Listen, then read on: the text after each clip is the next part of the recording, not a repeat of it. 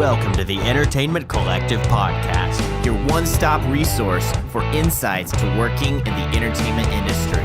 I'm Jonathan Pushkar. And I'm Dallas Jack.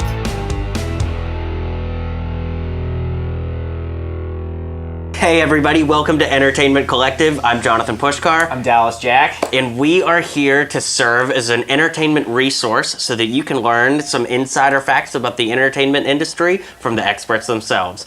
Today we're sitting down with esteemed producer, two-time Grammy winner, Dennis Scott, and we'll let you introduce yourself. How are you, Dennis? I'm also a two-time Emmy winner. Ooh. Oh, there's some information we're going to want to dig into. And by the way, they're very expensive. You can get them at Walgreens. They're on the back shelf. Grammys, Emmys, it's all there. And Walgreens has rewards points, so it's even better. Yeah, exactly. Man, on a college budget, that's good to know. It's great to know. Well, your cameras don't see it, but there's a Grammy over here. That's true. There is one over there. We might have to bring the camera over there here at the end. And we're having an auction at the end of the podcast, so no, just kidding. You can win these shoes. You win these shoes, the Grammy, Ray Charles. It's fun stuff. No. So, Dennis, why don't you tell us about how you got started in the entertainment industry? I want to hear the origin story. Oh my gosh. How far back do I need to go? Well, every superhero has their origin story. So if you were Spider-Man, give me all the way back. How did you get bit by the spider? Sure. How long is this show? As long as you make it. Okay, so my association with the entertainment industry really started when I was 7 years old, because I was, I guess I was a middle child for one thing, and I loved to sing, and I kept telling my parents I want to be on TV, and they'd pick me up and put me on top of the TV. I said, no, I want to be in the TV. And so that started my career as a child actor, and I ended up being on commercials and on TV shows, and I got to work with people who maybe some of your audience may or may not know, but recognizable names like Sammy Davis Jr. and Jonathan Winters and Burt Parks and Eddie Albert. Eddie Albert you would know because you'd hear da da da da da. That's Green Acres. So anyway, and I did that for a number of years, and really was not involved in the music business per se. But as I got older, I realized it's a lot easier to act like a kid, to be a kid actor when you are a kid. When you become less of a kid, then it takes talent. Yeah. So I made the transition to study music closer to college age, and I was, what's the question again? So I was in a band in high school, and that was fun. We were playing Beatles music and all those great songs. But I still thought I had a chance in the acting profession until I met a college teacher who convinced me otherwise. She actually made me stand up in front of the improv class and say, Mr. Scott, do you think there's anyone here who's interested in anything that you did today? No. Oh, it's true. So, but she did me a favor because she was probably right. And I got more and more interested in music, and that led to playing gigs around town with various wedding bands and whatever work I could get. And it led to an extended gig with a group called the New Christy Minstrels, which in the heyday, in the early 1960s, they were America's #1 folk singing group. And it had Kenny Rogers in it and Kim Carnes and people who went on to have bigger careers. So I wasn't songwriting really at that point, but I started to, and I started writing while we were on the road in these we didn't travel in buses like Dolly Parton does. We were in converted Greyhound buses, and we spent most of the time killing flies as we were on the road. See, folks, how luxurious and glamorous the music business is. So finally, I wrote a song called Captain Kirk's Disco Trek. This is no joke. I wrote this song. And you can find the song on YouTube because it was eventually did get cut by a group in Norway. They sang it in English, but it was cut in Norway. And it became a moderate hit because kids were buying it and using it for hubcaps on their cars. So anyway. That's one way to win a Grammy. Yeah.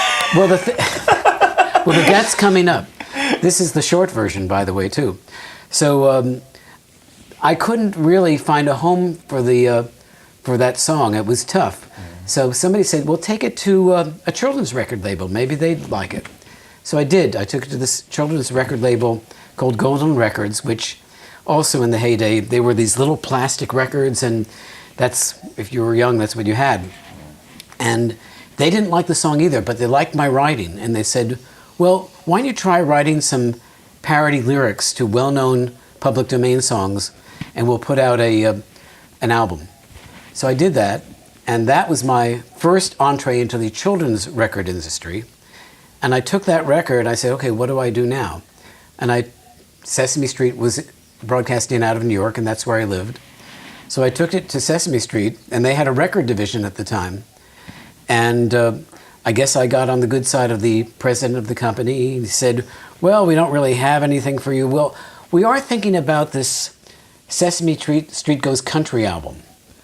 And I tell you what, why don't you come into the office, make some calls, try to get some artists to be on the album, some guest, name artists. So I did. Without pay, I put on a tie and jacket.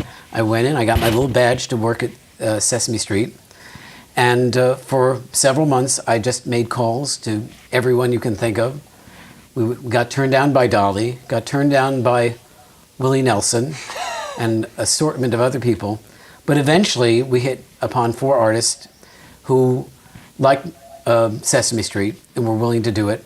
And they were Glenn Campbell, Tanya Tucker, Loretta Lynn, and Crystal Gale. Wow. So at that point, I was doing a lot of writing, and I was producing my own demos with my 4-track tape recorder from TEC. That's worth a plug, I guess, and a free cassette recorder. So don't encourage me. That's bad. Please. So anyway, the president said, well, okay, you've already done this.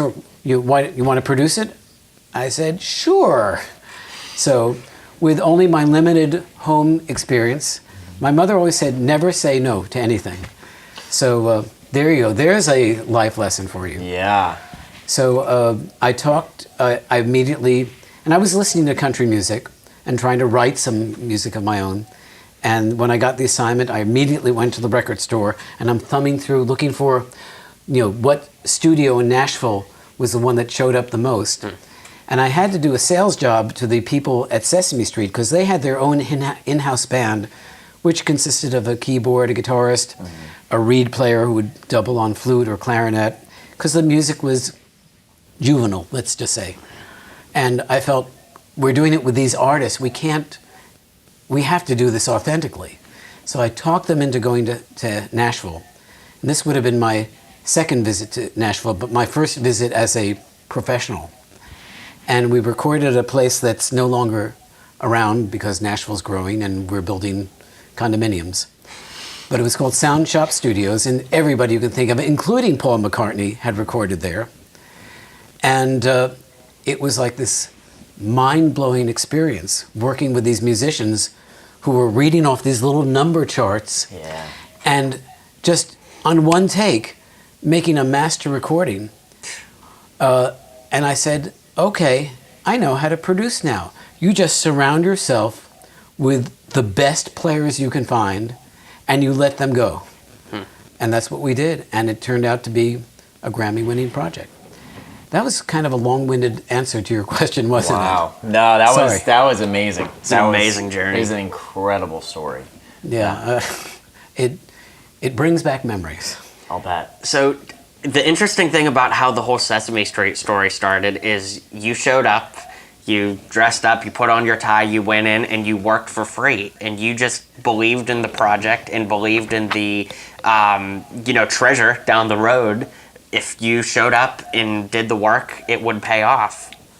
Yeah, I think what I learned along the way before that, in terms of playing gigs and booking my own band gigs, and being a child actor and learning the ropes about self-promoting, I realized at an early age that you had to make contacts and you had to meet people and you had to create relationships with them. And luckily, I did hit off with the president of the Sesame Street record label.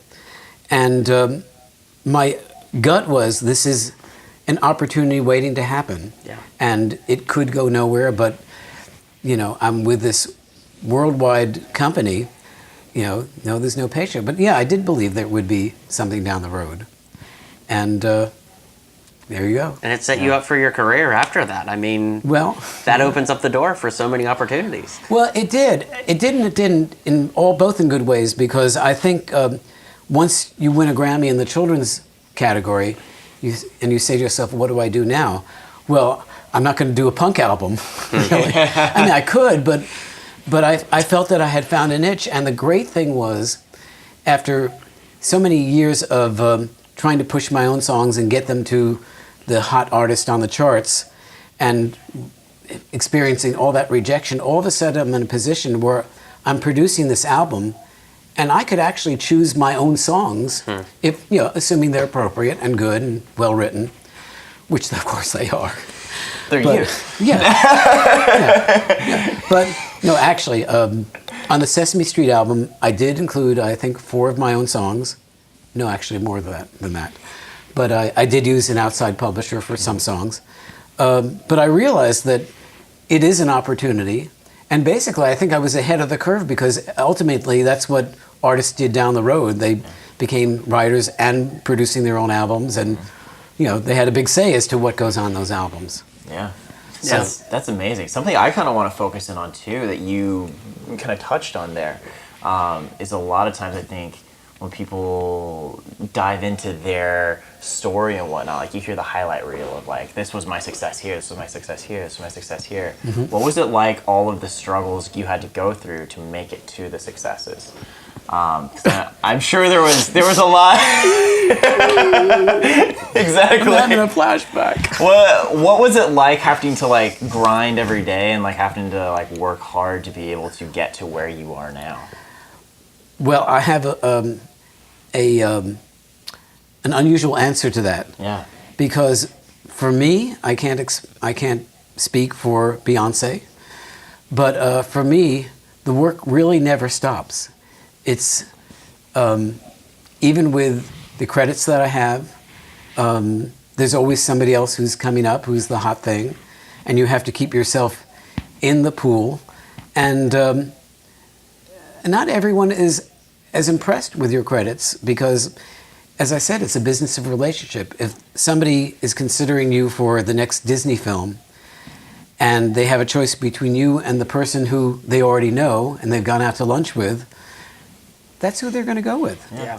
So, unfortunately, it's not always fair, but I find myself, and we've talked about this, it's strange to be the age that I'm at and have the credits that I have and the experience that I have, to find that I still have to pick up the phone and make those introductions and remind people who I am and what I've done, and become their friend. Yeah. And say to them, won't you be my neighbor? Yeah. Really what you're saying is like, it never stops. Like, you get a Grammy the next day, you're back in the studio working on the same stuff again. I'll go you one better. Yeah. I came back from my first Grammy experience, walking the red carpet, doing the whole thing, getting the award. I came back home, and the next day I had to take the trash out. What's wrong with this picture? No one did it for you? No, where's that person who's supposed to take care of this? So you know, it's a very humbling business. Yeah. Yeah. You recently showed me a check that just cracked me up. It's a check literally for 1 cent. It is. And that's hysterical to me. You know, of course, it costs more to print that check than it sends. Yeah. But I think it really speaks to the tenacity that it takes to make it in the entertainment industry, right? And even make it in quotations. The tenacity it takes to get to a level of success and notoriety to be able to work on projects that you want to and things like that. It's just, sometimes you get slapped in the face with that 1 cent check, but we're still here in this business and we're still doing it. Yeah. No, I think it's probably true, even for the most successful people. You know, you see actors who are hot, and then all of a sudden for 2 years, where'd they go? They're not doing anything. Yep. But, you know, I'm very fortunate. I think, well, no, next question. So I'm curious, you started out as you said, in acting and whatnot. And now you've gone into music, but you also did some stuff with Sesame. So like going through all of that, what is your relationship with music for film these days? Well, I haven't done as much music for film probably as I would like to. I've done underscorings for various video projects and things like that. Film is just, it's one of those areas where I have a great deal of respect for the arrangers who do underscoring. That means it takes tremendous talent, a certain skill set. And I think that maybe that's an important thing. I know where my skills are successful and where I can use them. And I know if I don't know that, I know to hire somebody who does know how to do that. So I haven't gone after that. And again, it's in part because I have found my niche in the world of children's music. Not to say I can't write other kinds of things, but oh, that's what I was going to say. The great thing about being in this particular end of the industry is that I can write any style song, whether it's big band or hip hop, and it can be suitable for kids. But I try to keep the level and quality of music adult, so that I don't scrimp on. I'm not giving kids, very sing-songy stuff. I want them to have the best, and I think kids should be allowed to be exposed to all styles of music. Yeah. So when I work on a project, I generally do try to incorporate a lot of different styles, but that harkens back to my days of, not struggling, but my days of working as a sideman musician and playing at people's parties and things like that, where you were required to know hundreds and hundreds of songs. And in New York, maybe a little different than other places, but in New York, you couldn't bring sheet music to a job. You were expected to know these songs and play them in a heartbeat. And if there was a girl singer on the job and she sang it in a different key, just immediately transpose it on the spot. And there were so many different styles of music that I was exposed to. I just generally gravitate towards including those in my projects. Yeah. So to that point of being versatile and using lots of different genres and styles, who are you listening to these days? I'd be curious. I listen to you a lot. Jay Pushkar. Thanks. How bad would it be if I say I'm still listening to the Beatles? That's amazing. I mean, that's an influence right there. You talk about a band that hits so many different corners. With the exception of rap, I think you could almost make an argument that the Beatles touched every genre. Is Paul not rapping these days? I'm sure there's a remix out there. That's true. Well, the new one is not rap, but it's got an interesting word. Yeah, that's true. Okay, so if you extend into the Beatles' solo careers, they truly do touch just about every genre. Mm-hmm. So that's not a bad answer. Yeah. No, I'm good with where I am. Yeah. Tell us about the Wanna Beatles. Oh my gosh. Well, that's sort of a dream come true, maybe. I mean, I loved Beatles music growing up, and I loved playing it, but I did most of my live work was and this is the dichotomy. I could be producing a Grammy-winning album, and that weekend be going out and playing at the Feinstein wedding. Mm-hmm. So it one keeps you humble, and it kind of keeps you grounded. Mm-hmm.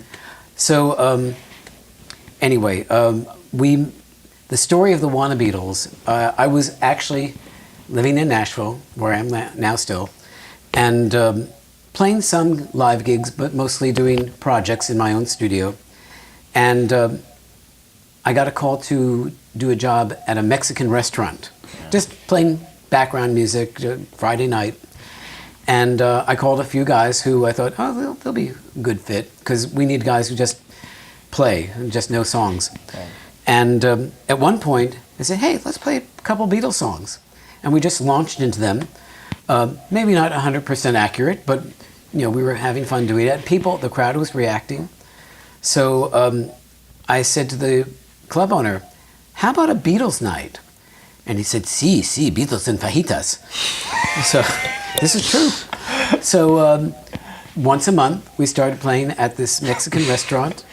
And as we were doing it, we realized, maybe we don't know this stuff as well as we think we do. And let's get together and go through some songs. We started rehearsing, and boom, started really listening to the stuff with adult ears and saying, "Oh my gosh, did you know that that was that chord? And did you know there's a guitar part here?" And it's like discovering America, or England. And we just started playing, and it grew and it grew, and now we're playing all these fun gigs and playing at historic movie houses, and we've actually come into our own. Like when we started, I couldn't stop myself. I would speak to the audience in a British accent. Now we're going to do this other song, and then we kind of realized that we have our own personalities, and we should use them. So we started being more of ourselves, and the audience kind of enjoyed that, getting to know us on that level.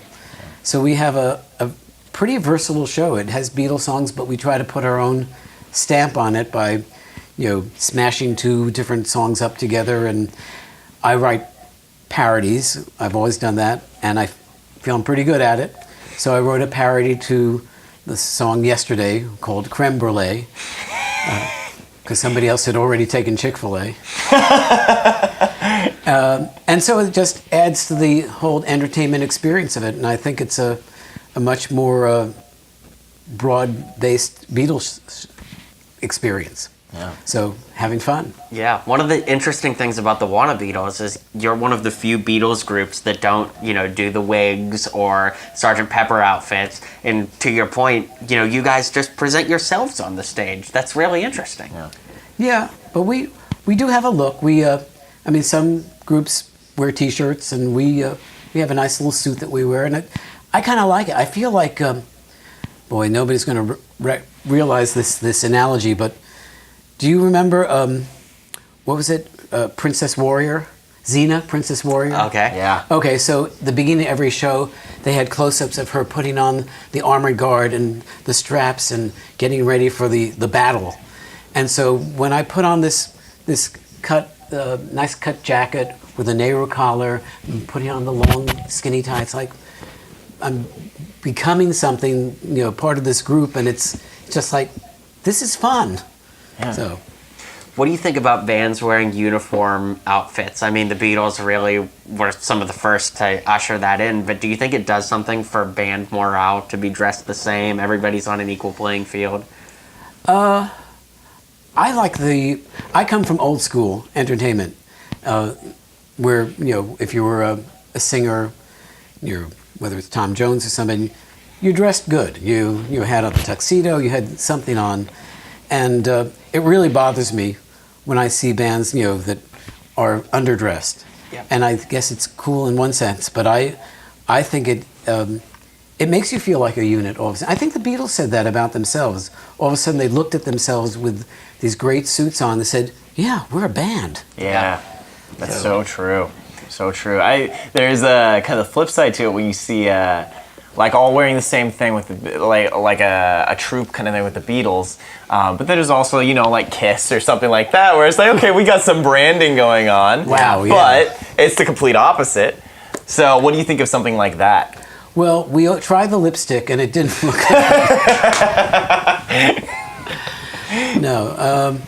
I mean, I think it's very clever what they did, and they were very smart, and they caught the wind of what was going on. They exploited it to the hilt. Yeah. So I'm all for that. It's amazing. Kiss has done the makeup since day one. Really? It was not like a shtick that they added Really? later. Day one? Day one of Kiss Wow. performing full makeup. Wow. That's amazing. Even then, they knew. They knew. They were Yeah. like, we're a brand. It's amazing. So with the Wanna Beatles, you guys perform just about everything that you're hearing live, between you playing harmonica, the drummer David Toledo will be playing drums with one hand and a keyboard with the other. Yes. In this digital age, it would be so easy to just have a button on a keyboard that you could press and it would do those parts. What do you think it is about performing the music live? I think we, as a group, we were all on the same page about that. We had a little bit of an aversion. Maybe we felt it's cheating in some way, even though it would make our lives much easier. And we have to really pick our battles when we do a song like I Am the Walrus, because it's got so many layers, French horns and flutes, and and then of course the rhythm section.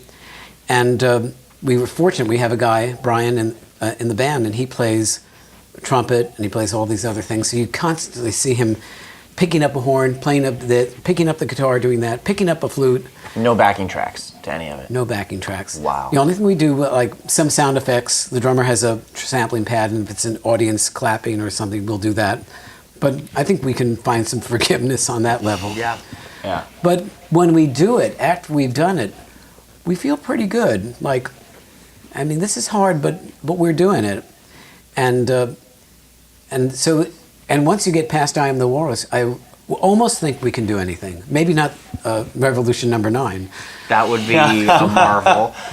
But the next thing I think on our list is Strawberry Fields, which we have always shied away from because that's got a lot of layers to it. And, we want to make sure we do it. But it's so tempting to want to tell the audience, stop everything. Hey, wait a minute. I want to make sure you guys understand what's going on here. Yeah. We're working. Do you see what he's doing? And it's like, We work hard. but we don't. Occasionally I'll point to the drummer and say, ladies and gentlemen, Mr. David Toledo, watch what he's doing with his hands. He's playing piano with one hand and drums with another hand. I mean, that's got to be worth the price of admission. Come on. That, or put him in Ripley's Believe It or Not. It is amazing. It's crazy. Something you touched on there is interesting to me because you brought up that you don't use backing tracks or you don't use any MIDI sounds for any of that. And I know we talked about beforehand that you had kind of replaced all the keyboards for MIDI and stuff in this studio. How do you look at that with kind of this era that we've started ushering in with the digital age and everything, where you're seeing a lot of people, producers and stuff as well, going more digital with things and doing a lot of stuff in the box. Do you end up doing any of that in your production work, or do you combat that in a different way? That sometimes is determined by the budget of the project. Sure. My first inclination is to use live musicians. And sometimes if there's an assignment to do something that's more contemporary that I just feel I can't get with live players, I use live players who are great sequencers.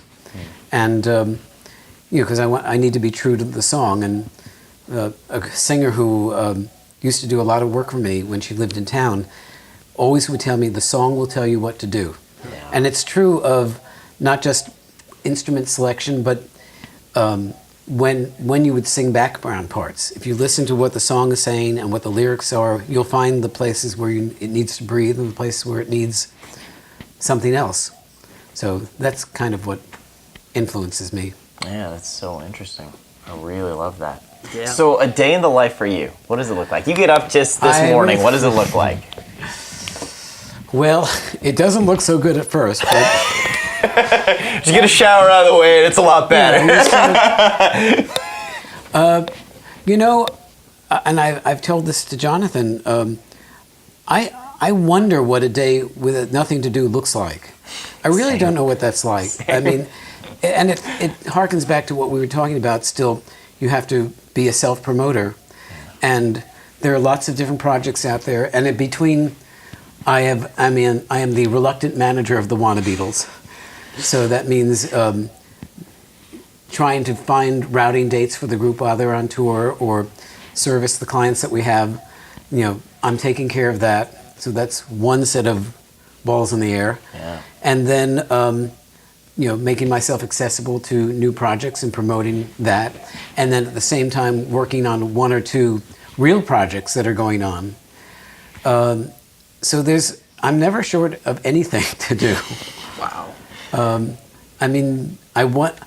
My son asked me, when are you going to retire? And I said, when the phone stops ringing. So never. Well, I'll be calling myself. Say, hey, do you want to do this? No, I don't. There's got to be something I can do. Yeah, exactly. Yeah, that's so true. That's an amazing thing to kind of be in that position where every day you get up and it's something new. You don't know what it's going to be. There's plenty of projects going on, but it's something. Well, yeah, it is kind of fun because I'll go down to the computer and look through email and say, oh, really? Okay, let's do that. Yeah. Or let's answer that and see where it lands. Yeah. Do you feel like you're really living your dream? I'm very lucky. I really am. I mean, anyone who can say they're making a living in the music business is way ahead of the game. But you may find, as I have found, you have to wear a lot of different hats. I mean, some of the guys in the Wanna Beatles, myself included, could we sustain ourselves just doing a songwriting career or just doing something else? Now, there are people who can. I mean, your top hit songwriters, maybe they can do it. But in this new digital age of diminishing royalties, maybe not so much anymore. Yeah.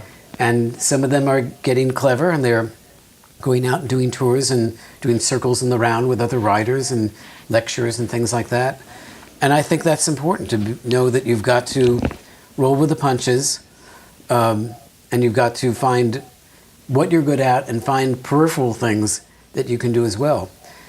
Believe it or not, I'm making an admission to all of you, to all of America, but I still do a kid show, just myself and my guitar, and I'm embarrassed to admit, but I do use backing tracks on that. And that's only because I don't really like doing solo jobs. I get lonely. I miss being with a band. Yeah. And if it's just me playing a guitar and there's no buddy with me, I need company. So I do it for a few reasons. One, because I feel it keeps me sharp as an entertainer. And since I do cater to a children's industry, it keeps me connected to what kids are interested in, what they're reacting to. And it's just another thing that I do. Yeah. I don't know how long I'll do it, but as long as there's a Chick-fil-A out there. That may be a while. I don't know. I'm investing in them. I do have trouble relating to the cow. The cow... The first time I did a Chick-fil-A gig, and the cow came out. And you've seen the cow, right? Talk about playing till the cows come home. Man. He's milking it for all it's worth. But Try the veal. So that's it. That's the end. but the cow comes out, and it's kind of a, well, I shouldn't say this because I still want to work at Chick-fil-A, but it's kind of a grotesque-looking cow. It's an odd-looking cow. It's not, that's my little cow. And, you just, am I supposed to be relating to this cow as I'm singing this song? Or do I just kind of pretend the cow is not there? They don't explain what to do with the cow beforehand. Like it just shows up. It doesn't come with instructions. There was no handbook for, well, we have a cow. So hopefully what your listeners are getting from all this is that you got to do a lot of different stuff. Yeah. And you got to remain humble, because you never know. Your last gig could be your last gig. That's interesting that you should talk about that, and the whole touching on that we all have to do a lot of things kind of really leads into this next question I really have for you, which is if you were to kind of imagine that we put you on stage, right, in front of America or whoever else, or on stage, this room full of people in the entertainment industry. It could be anyone from publishers, anyone from songwriters, artists, producers. It's this big stage. What would be the piece of advice that you would give to them? Oh, I thought you were going to ask me, who would I want to shake the hands of? I want that too. That's easy. Paul McCartney, if you're listening, come on. I'm open 24 hours. You heard it, Paul. If you want it, here it is. But that's not, you asked me what? If you were going to give one piece of advice to someone who's new to the industry, just getting into it, wanting to get going, they're looking for a resource, what would you tell them? Okay, I'll give you the funny answer first. All right. The answer is, get out now while you can. Run as fast as you can. Looks like Dallas is buying dinner tonight. I'm buying dinner. He called that. I bet that you would say that. Well, only because it's not for the faint-hearted.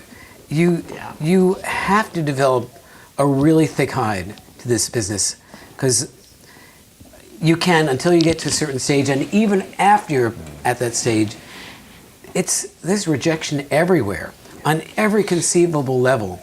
And there are people there who don't know you, don't want to know you, don't want to know that they don't even know you, And it's breaking down those doors is a constant challenge, and it's tough. It really is tough.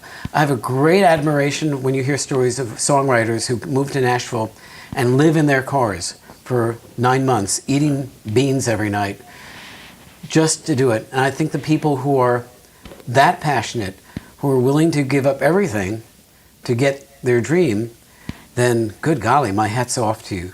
But what life does to us, we get to a point, well, we want to have a wife or we have a family. Well, then you are in a position, what do I choose? Because sometimes it takes leaving all those other things behind, which is why when you're on the younger side, it's a good time to do it before other life commitments kick in.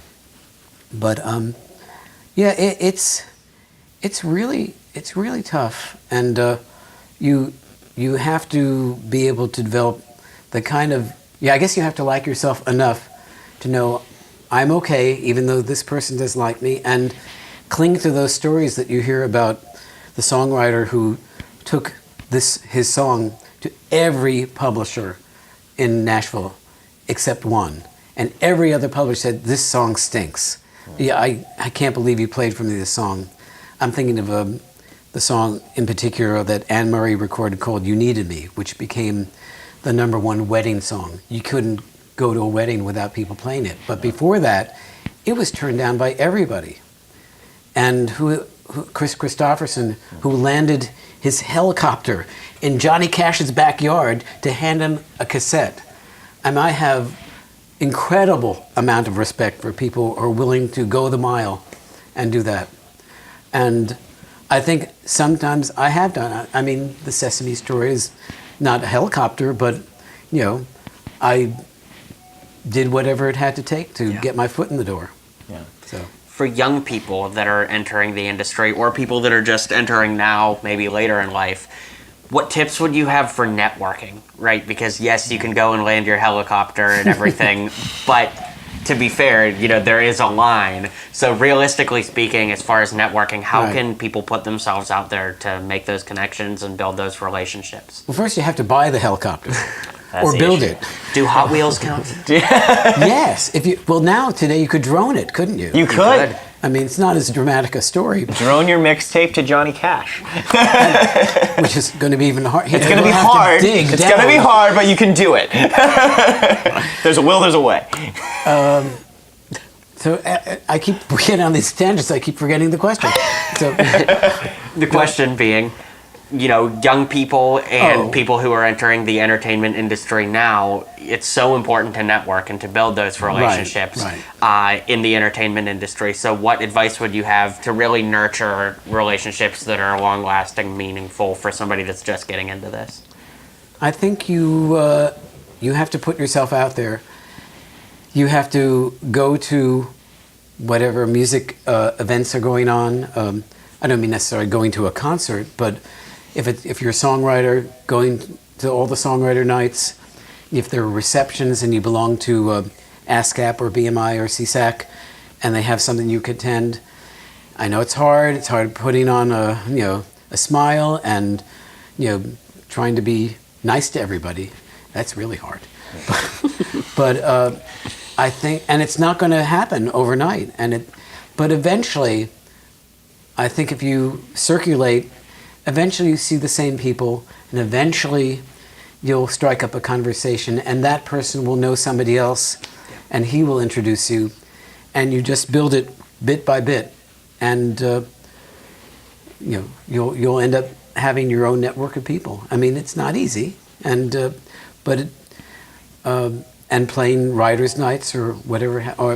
I'm not a big proponent about playing for free, although I do understand once in a while you have to go that route. Yeah. But give yourself a limit, because if you sell yourself cheap as well, it could backfire. People have more respect for the people who are successful and getting paid and reaching some level of competency, so that nothing breeds success like success. So, but you have it's a journey.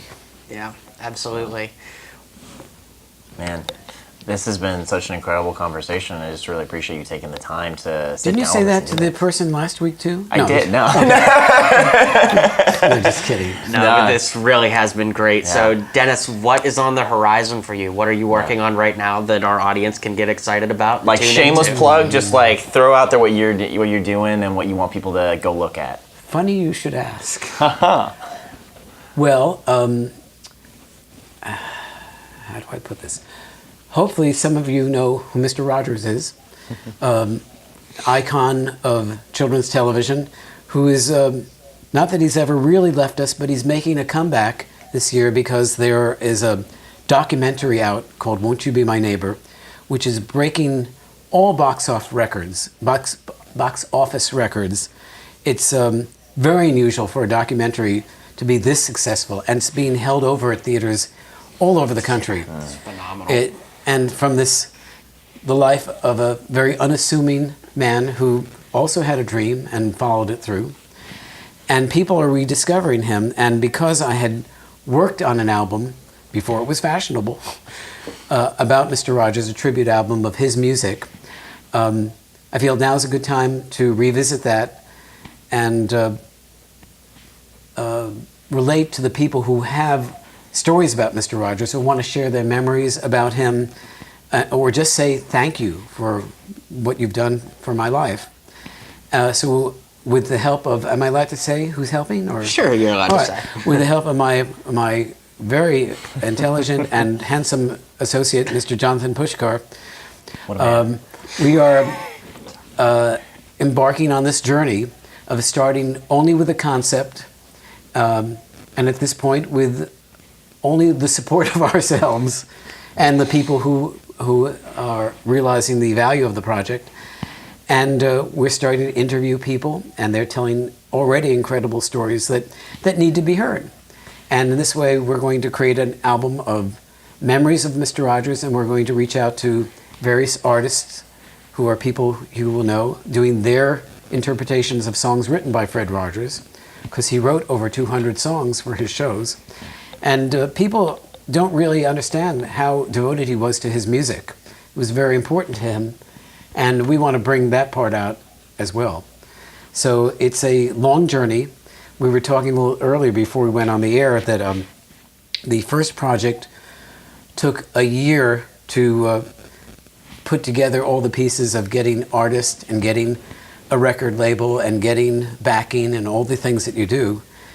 And even that was not easy. You know, harkening back to the rejection question. Yeah. I was told no several times by the people who worked with Mr. Rogers' estate. Understandably, because I was going to be doing something to his music, and despite how many credits I have, I already had one Grammy at that point. They were concerned, and that concern took a year to have them overcome it. That's the other thing I would say to your audience. I mean, persevere. Yeah. You may not be the most talented person, but you might be the last person standing who persevered to stay in the game long enough. So, and that's what we did with this project. So The- true. The people, I like to tell the story, it's tongue-in-cheek, but a part of me believes it, that they finally said yes to me just to make me go away. If we say you can do this project, will you leave us alone? And the rest is history. Yeah. And that was your second Grammy. That was. So, and that's a pretty good feeling. So you're working on this new album. Where can people learn more? Thank you, Mr. Rogers, Mr. spelled out, .com. And there you'll get to hear some of the music from the first album. And I know you'll love Mr. Rogers' songs, but give a listen to the last song on the album, written by yours truly, called Thank You for Being You. And so I probably was not as successful as in other projects of getting lots of my songs on there, but I felt it was the right thing to do because it was really Mr. Rogers' tribute. But I also felt with that lost song, we needed something to tie it all together because we had different artists singing his songs. We needed something to button it up.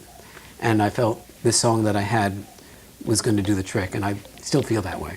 Wow. Absolutely. Cool. Well, Dennis, thank you so much for your time. This has Thank been you. so great to sit down with you and talk. Do you have any departing words for the listeners? Yeah, where are we going to eat now? Chick-fil-A, apparently. Okay, cue the cow. Cue the cow. Here we go. Keep at it, guys. Don't persevere. And what did Paul McCartney once say? He said to Phil Keaggy once, "Be of good voice." So, Yeah. Awesome. stealing from the best. Hey, What a great note to end on. imitation, the greatest form of flattery. So thank you so much for your Thank time, you, Dennis. guys. This Great has been so questions. great. Thank you. Thanks Thank for you your so much. insight. And until next time, this has been the Entertainment Collective. Thank you for listening to this episode of the Entertainment Collective podcast. Be sure to subscribe, write a review, and follow us on social media. We hope that what you learned today will bring you one step closer to meeting your goals in the entertainment industry.